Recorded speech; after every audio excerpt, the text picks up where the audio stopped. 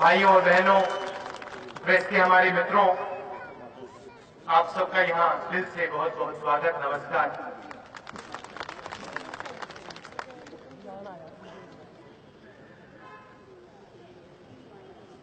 इंदिरा जी ने कहा था कि दो तरीके के लोग होते हैं। एक होता है जो काम करता है, चुपचाप काम में लगा रहता है, और दूसरा होता है जो काम नहीं करता है मगर काम की क्रेडिट उठा ले जाता है।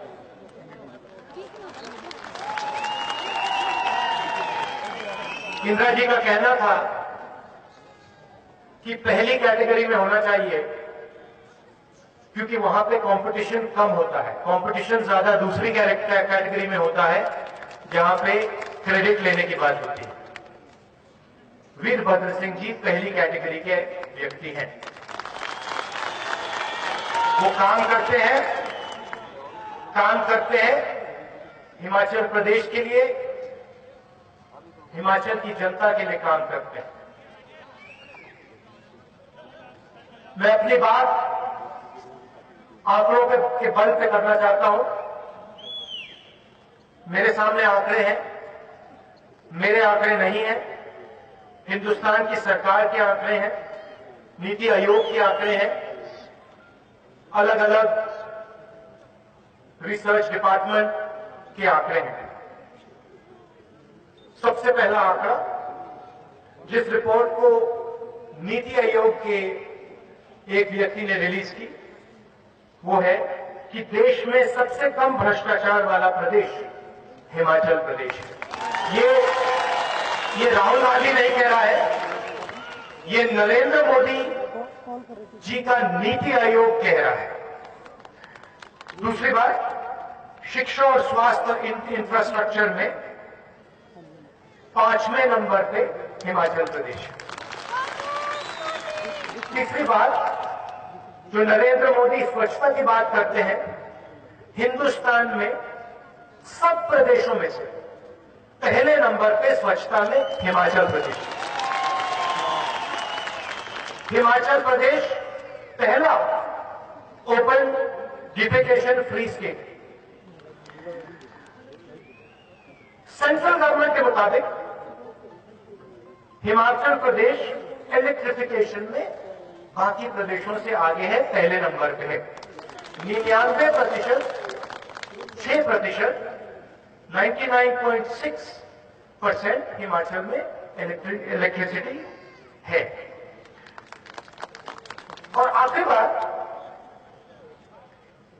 जनसंख्या को अगर आप देखें तो हिंदुस्तान के सब प्रदेशों में से रोजगार, चाहे वो सरकारी रोजगार हो चाहे वो प्राइवेट रोजगार हो, हिमाचल प्रदेश में सबसे ज्यादा है। अब आते हैं दूसरी कैटेगरी में।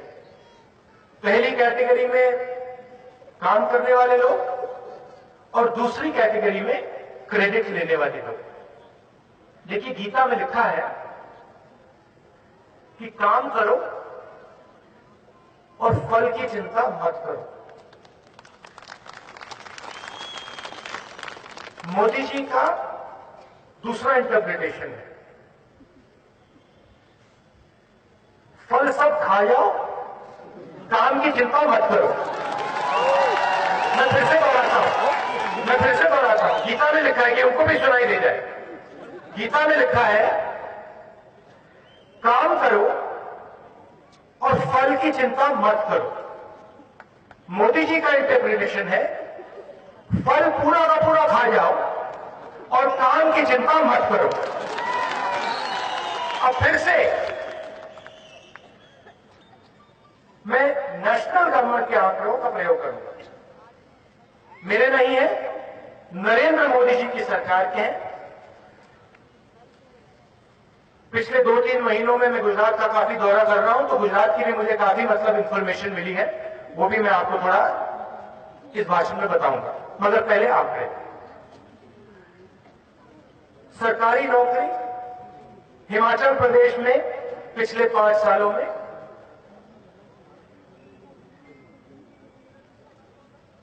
60,000 से ज्यादा।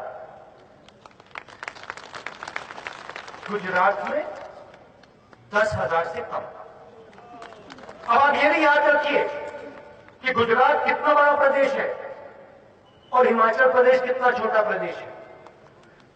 तो हिमाचल प्रदेश में 60,000 लोगों को नौकरी मिली और गुजरात में 10,000 से कम। बेरोजगारी भत्ता हिमाचल प्रदेश में 1,000 रुपए, गुजरात में 0। मेडिकल कॉलेज हिमाचल प्रदेश में 4, गुजरात में 0।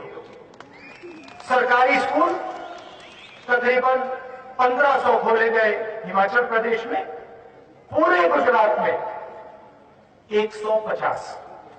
हिमाचल में 1500, गुजरात में 150। मगर गुजरात की सरकार और भी आगे गई। हिमाचल प्रदेश में एक भी सरकारी स्कूल बंद नहीं हुआ। गुजरात में 13,000 सरकारी स्कूल बंद किए गए।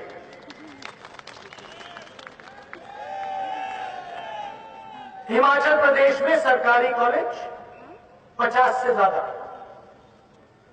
गुजरात में सरकारी कॉलेज 25। विधवा पेंशन आपको यहां 700 रुपए, गुजरात में 450 रुपए। इंदिरा आवास का पैसा यहां आपको 1,30,000 रुपए, गुजरात में 70,000 रुपए। स्वास्थ्य केंद्र यहां पे 230, गुजरात में 0। ये है नरेंद्र मोदी जी का और गुजरात की सरकार का काम। एक तरफ बोलते कम है, पूरा दिल लगा के काम करते हैं, और दूसरी तरफ काम का कुछ लेना देना नहीं है, एक के बाद एक भाषण देते रहते हैं। अब मैं आता हूं, अब मैं थोड़ा सा आपको गुजरात के बारे में बोलना चाहता हूं। और जो गुजरात के लोगों को लग रहा है वो आपको भी लग रहा होगा। गुजरात में छोटे व्यापारी, मिडिल साइज व्यापारी कहते हैं कि नरेंद्र मोदी जी ने नोटबंदी और जीएसटी से हमारे बिजनेस को खत्म कर दिया है, नष्ट कर दिया है। अच्छा, एक बात, गुजरात जाने से पहले एक और बात, जो मोदी जी भ्रष्टाचार की बात करते हैं उसके बारे में थोड़ा बोलना चाहता हूं। मध्य प्रदेश में व्यापक घोटाला होता है, 50 लोग मारे जाते हैं, पूरा का पूरा एजुकेशन का सिस्टम बिक जाता है। नरेंद्र मोदी जी व्यापम के बारे में एक शब्द नहीं कहते हैं। ललित मोदी जी बीजेपी के चीफ मिनिस्टर के बेटे को करोड़ों रुपए स्वयं देता है और फिर लंदन भाग जाता है। नरेंद्र मोदी जी एक शब्द नहीं कहते।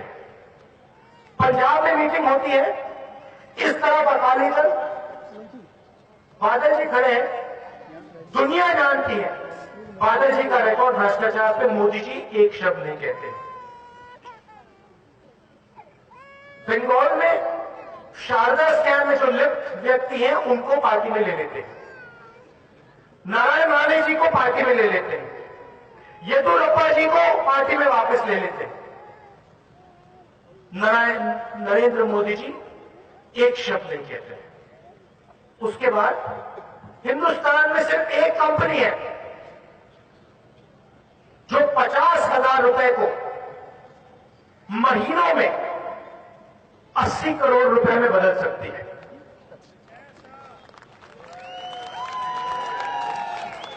मोदी जी यहां आते हैं, भ्रष्टाचार की बात करते हैं, मगर अमित शाह के जो बेटे हैं उनकी कंपनी के बारे में नरेंद्र मोदी जी के मुंह से एक शब्द नहीं निकलता है।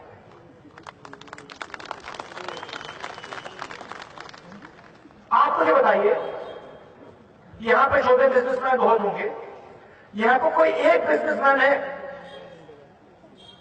जो 3 महीने में 50,000 रुपए को 80 करोड़ में बदल सकता है। एक यहां पे बिजनेसमैन है जो अपनी कंपनी की वैल्यू को महीनों में 16,000 बार इंक्रीज कर सकता है, तो यहां पे बैठा हुआ है। मगर मोदी जी के मुंह से जय शाह के बारे में एक शब्द नहीं निकलेगा। शाह दाना खा सकता है, पूरा का पूरा खा सकता है, मगर मोदी जी के मुंह से एक शब्द नहीं निकलेगा। यह है उनकी सच्चाई। गुजरात को नरेंद्र मोदी जी ने खोखला कर दिया है। 2-3 चीजें गुजरात के बारे में। 6.5 लाख एकड़ गुजरात के किसानों की जमीन नरेंद्र मोदी और उनकी सरकार, गुजरात की सरकार ने छीनी। 6.5 लाख एकड़ में से 60% एकड़ जमीन का प्रयोग ही नहीं किया गया। वो जमीन अभी तक गुजरात के 5-10 सबसे बड़े उद्योगपतियों के हाथ में है। दूसरी बात, टाटा नैनो की फैक्ट्री पूरे हिंदुस्तान में मनरेगा के लिए हमने 35,000 करोड़ रुपए डाले। 35,000 करोड़ रुपए से पूरे देश में हमने मनरेगा चलाया, करोड़ों लोगों को रोजगार दिया, लाखों लोगों की जिंदगी बदली। उतना ही पैसा 33,000 करोड़ रुपए नरेंद्र मोदी जी ने टाटा नैनो कंपनी को दिया। जमीन दी, बिजली दी, गुजरात की जनता को पानी दिया। आप मुझे बताओ, आप हिमाचल प्रदेश में घूमते हो, बाकी प्रदेशों में घूमते हो, सड़कों पे आपने नैनो गाड़ी देखी है क्या? कहीं दिखती है नैनो? ये है नरेंद्र मोदी जी का मॉडल। अमीर लोगों को पूरा का पूरा दो। हिमाचल प्रदेश के बीजेपी के चीफ मिनिस्टर के बेटे क्रिकेट एसोसिएशन की पूरी जमीन हड़प लेते हैं। सुप्रीम कोर्ट उनको निकालता है क्रिकेट एसोसिएशन से। नरेंद्र मोदी जी के मुंह से एक शब्द नहीं निकलता है। भ्रष्टाचार की बात करते जाते हैं, करते जाते हैं, करते जाते हैं। मोदी जी, आप जय शाह को जवाब दे दीजिए। आपने कहा था ना खाऊंगा ना खाने दूंगा। आपने कहा हिंदुस्तान का चौकीदार हूं। जवाब तो दीजिए, 80 करोड़ रुपए कैसे बने? आप चौकीदार नहीं हैं, आप भागीदार हैं। अब मैं आता हूं जो नरेंद्र मोदी ने काम किया। नरेंद्र मोदी जी ने 2 काम किए। पहला काम, 8 नवंबर को नरेंद्र मोदी जी ने पिछले साल नोटबंदी की। छोटे दुकानदार, छोटे बिजनेसेस, मिड साइज बिजनेसेस जो सेब उगाते हैं, खेती करते हैं, टूरिज्म की इंडस्ट्री में काम करते हैं, उन सबको नरेंद्र मोदी जी ने जबरदस्त चोट मारी। आज तक रिकवरी नहीं हुई। जीडीपी 2% गिर गई। कहा था काले धन पे हमने अटैक किया। कुछ दिन पहले कहा कि 8 नवंबर को हम सेलिब्रेट करेंगे।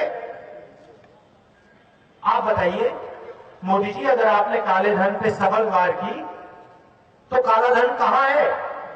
किसको मिला काला धन? किसी के बैंक अकाउंट में काला धन गया?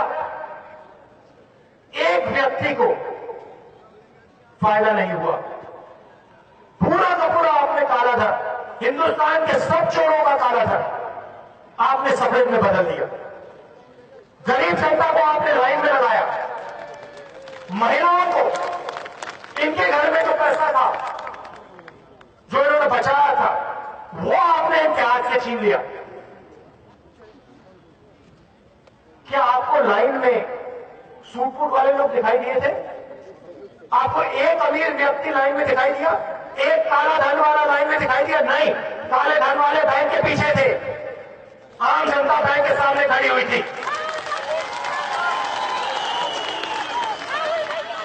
और हजारों करोड़ रुपए काला धन नरेंद्र मोदी जी ने सफेद करवाया।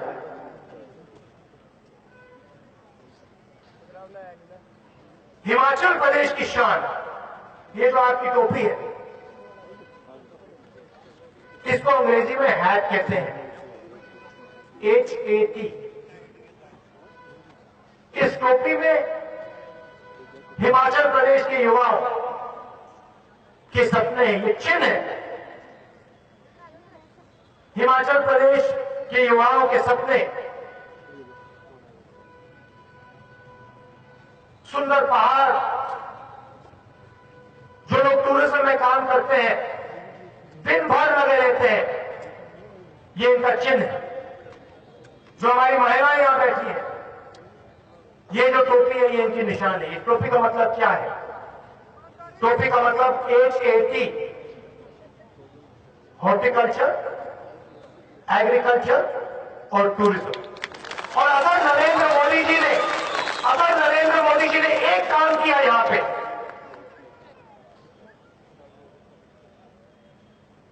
तो जो लोग हॉर्टिकल्चर में काम करते हैं, जो सेब उगाते हैं, उनका 2000 करोड़ का नुकसान करा। जो टूरिज्म में काम करते हैं, टूरिज्म को खत्म कर उनका नुकसान करा। और जो खेती करते हैं, एग्रीकल्चर का काम करते हैं, उनको जोड़ पाए। तो नरेंद्र मोदी जी ने आपकी टोपी को उतारने का काम किया है, हैट को उतारने का काम किया है। और फिर यहां आके कहते हैं कि मैं आपकी इज्जत करता हूं। बिना सोचे नोटबंदी की। क्योंकि उत्तर प्रदेश में उनको चुनाव जीतना था। लक्ष्य यही था कि किसी ना किसी तरह मैं उत्तर प्रदेश का चुनाव जीत जाऊं, उसके बाद सब कुछ देखा जाएगा। कुछ महीने पहले GST शुरू होती, हमने नरेंद्र मोदी जी को, उनकी सरकार को कहा, GST आप ऐसे मत कीजिए। अगर आप GST करेंगे, 1 स्लैब की GST होनी चाहिए और 18% पे टैक्स का कैप होना चाहिए। टैक्स 18% से ज्यादा नहीं किसी को देनी चाहिए, क्योंकि अंत में टैक्स कौन देता है?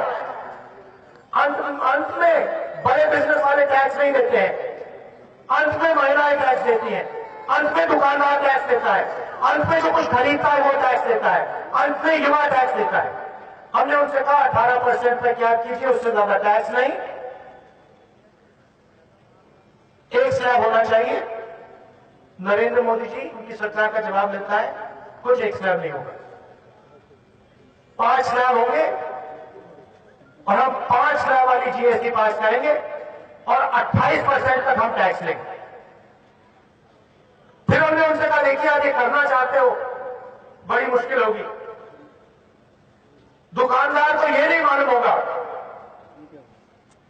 कि किस चीज का कितना टैक्स लगेगा। कोई नमकीन बेचेगा, काजू में 1 टैक्स, पिस्ता में 1 टैक्स, बहुत मुश्किल हो जाएगी। नहीं, कोई मुश्किल नहीं होगी, हम करेंगे। 12 बजे रात को जैसे हमने नोटबंदी की थी, वैसे ही हम करके दिखाए। फिर हमने उनसे कहा, देखिए आप ये करना चाहते हो, आस्ते करो, प्यार से करो, पायलट प्रोजेक्ट चलाओ, 3-4 महीने चलाओ, टेस्ट करो और फिर लागू करो। कहते नहीं, हम 1 दिन में करें। 1 दिन में जो डिमोनेटाइजेशन नहीं कर पाया, वो GST ने कर दिया। कष्ट किसको हो रहा है?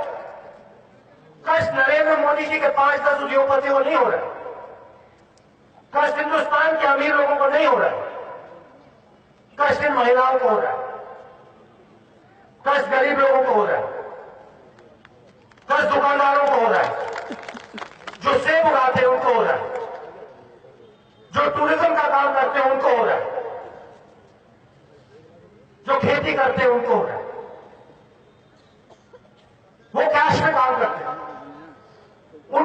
जरूरत है। बीज खरीदते हैं, कैश में खरीदते हैं। मजदूर को पैसा मिलता है, कैश में मिलता है। उनको चोट मारी है नरेंद्र मोदी जी 2 बार, नोटबंदी और फिर जीएसटी। ये है उनकी सच्चाई। खोखलापन, झूठे वायदे, और फिर जब काम करते हैं तो गलत काम करते हैं। कांग्रेस पार्टी आएगी, दिल्ली में आएगी, तो मैं आपको यहां स्टेज से कह देता हूं, जीएसटी को हम बदलेंगे। और जो जीएसटी होनी चाहिए, जो छोटे दुकानदारों के लिए, छोटे बिजनेसमैन के लिए, मिडिल साइज बिजनेसमैन के लिए होनी चाहिए, वो जीएसटी हम ला कर दिखाएंगे आपको। देखिए, अंत में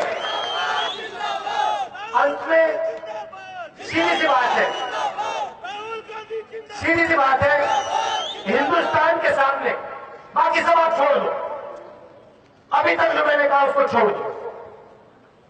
हिंदुस्तान के सामने एक चुनौती है।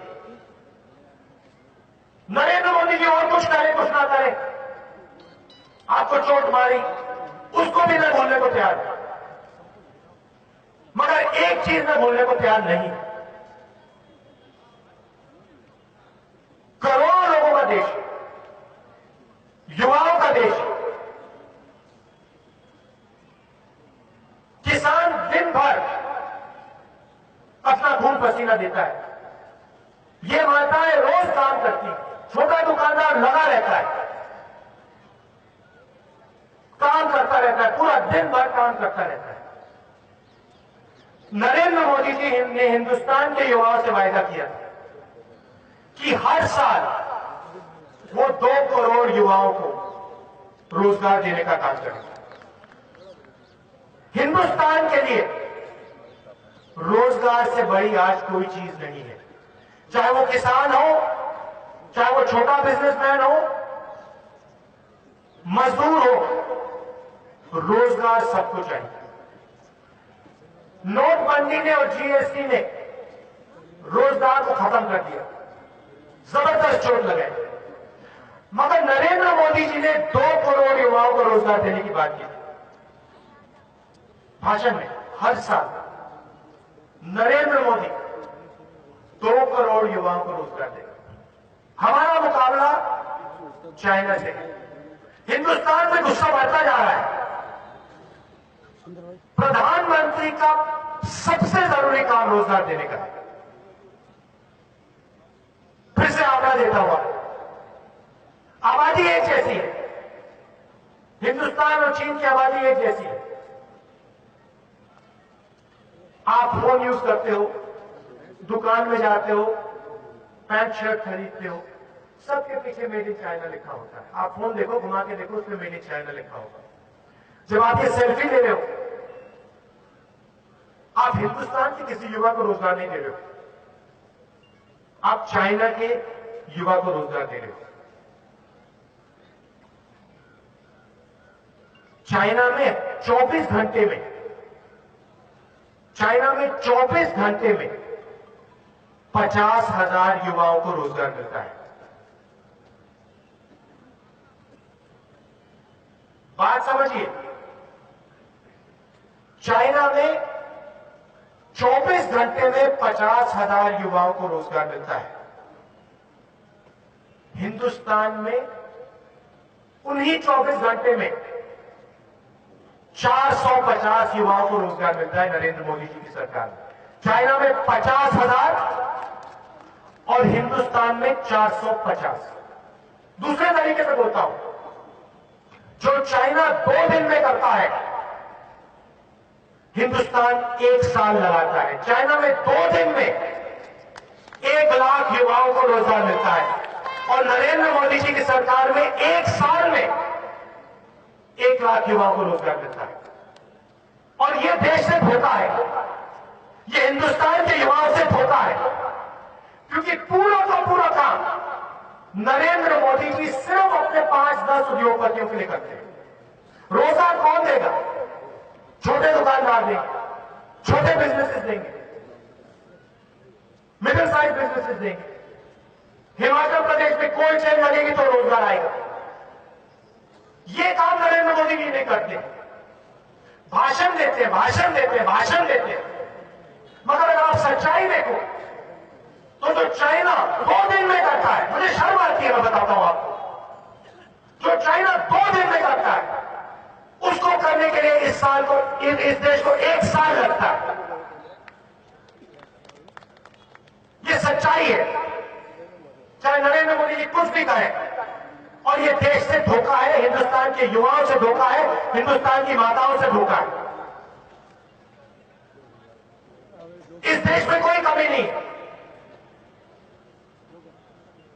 अगर इस देश के छोटे दुकानदारों को, middle size small size businesses को बैंक का पैसा दिया जाए, अगर किसानों को मदद की जाए, ये देश चाइना का मुकाबला कर सकता है। अगर वो 50,000 करते हैं, मैं आपको बता रहा हूं, अगर वो दिन में 50,000 करते हैं, हम दिन में 70,000 करेंगे। और हमारे फोन पे made in India made in Himachal लिख सकते हैं हम। ये है सच्चा धोखा नरेंद्र मोदी जी का। अलग अलग चीजों की बात करेंगे, मगर जो देश के सामने सबसे बड़ी चुनौती है, जो युवा रो रहा है, तरस रहा है, उसके लिए नरेंद्र मोदी जी ने पिछले 3 साल में कुछ नहीं किया।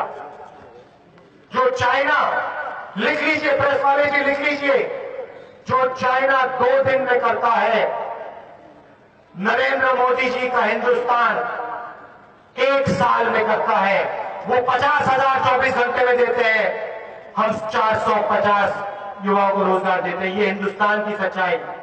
गीता में लिखा है, काम करो, काम करो, फल के बारे में मत सोचो। हमारे प्रधानमंत्री फल खा जाते हैं, काम के बारे में नहीं सोचते हैं। आप सबका बहुत बहुत धन्यवाद। नमस्कार, जय हिंद।